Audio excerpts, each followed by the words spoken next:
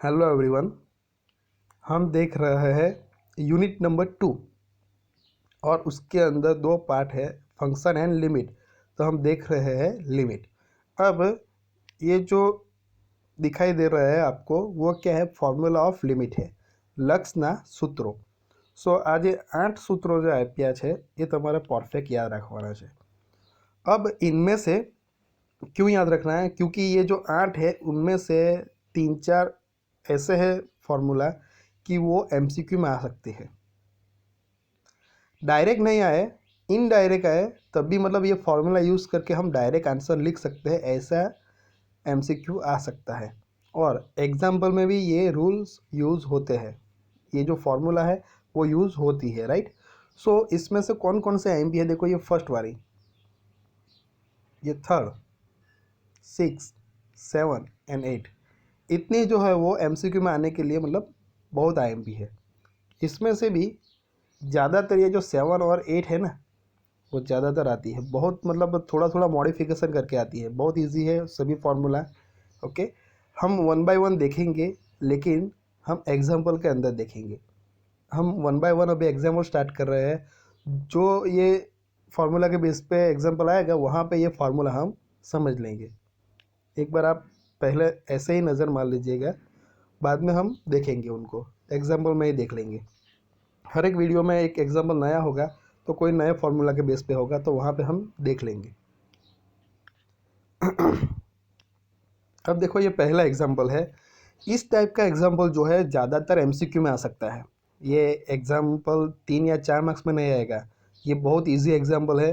देखो क्या है, by putting the value of x in denominator, मतलब છેદની અંદર જે કોઈ પણ એક્ઝામ્પલ આપ્યો છે આપણને, देखो evaluate limit x tense two 1, કોનું લેવાનું છે લિમિટ, આ ફંક્શનનો, બરાબર છે।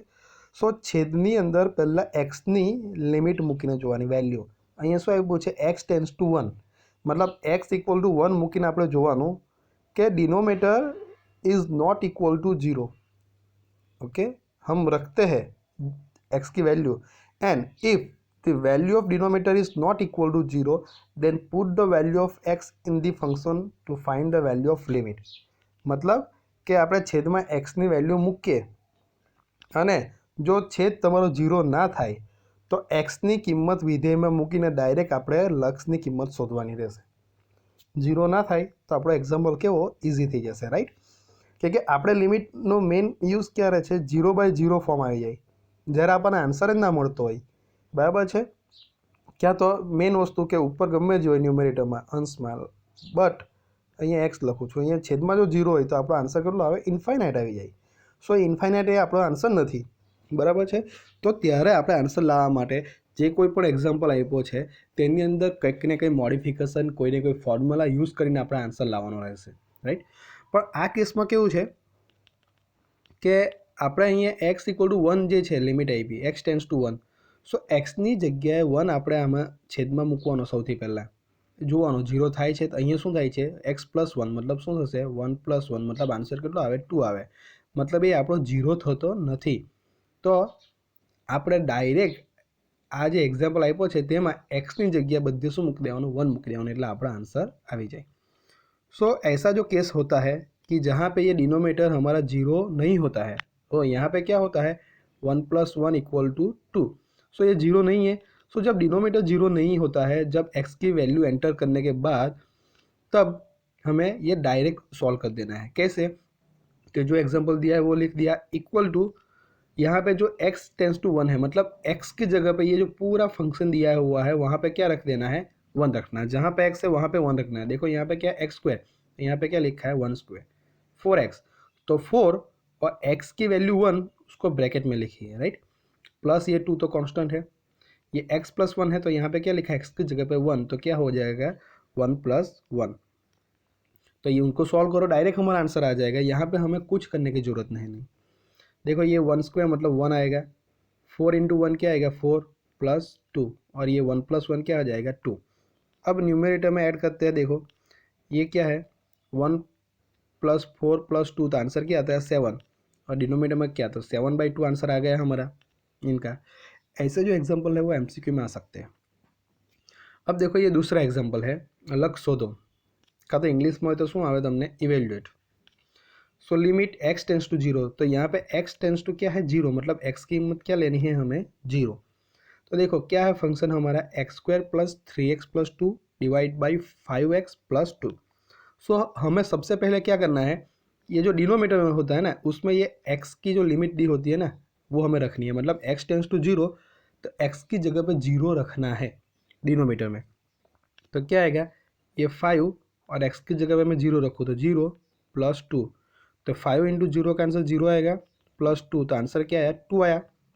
0 नहीं आया, 0 आया तो प्रॉब्लम आती है, तब हमें अलग तरीके से सॉल्व करना रहता है, राइट, कोई और मेथड से, कोई और फॉर्मूला यूज़ करके। लेकिन 0 नहीं आता है डिनोमीटर तो हमें डायरेक्ट आंसर लाना है, कोई कुछ रूल या फॉर्मूला यूज़ नहीं करनी है। देखो ये जो एग्जांपल दिया है वो लिख दिया है इक्वल टू, अब ये x की लिमिट क्या है 0 है, तो ये पूरा जो फंक्शन है हमारा ये, उसमें क्या कर देना है x की जगह पे 0 रखो। तो ये x² है यहाँ पे, तो यहाँ पे क्या लिखा 0², ये 3x है तो 3 ब्रैकेट में क्या लिखा 0, 2 2, 5x तो 5 ब्रैकेट में x की जगह पे क्या रखा 0, ये 2। ऐसे ही सब कुछ करना है, डायरेक्ट आंसर नहीं लिखना है। तो 0² मतलब 0, 3 इंटू 0 भी 0 और ये 2 एज इट इज रहेगा, कांस्टेंट है तो 5 इंटू 0 0 हो जाएगा और ये 2। सो हमारे पास बचेगा क्या रिमेनिंग टर्म 2/2 आएगा। ओके, 2/2 का आंसर क्या आता है, 2 2 कैंसिल, तो आंसर क्या आएगा 1 आएगा। सो ये बहुत इजी एग्जांपल है। कोई भी एग्जांपल आए ऐसे तो हमें क्या करना है, पहले ऐसा कोई आए मतलब न्यूमरेटर एंड डिनोमिनेटर दोनों में मतलब क्या है ऐसे पॉलिनोमियल जैसा है। ओके, सो हमें x की वैल्यू पहले डिनोमिनेटर में रखनी है, चेक करना है वो 0 आता है या नहीं आता है।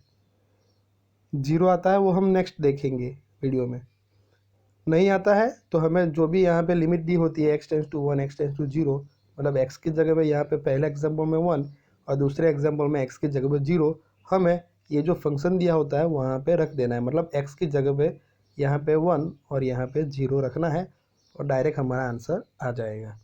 सो बहुत ईजी मेथड है।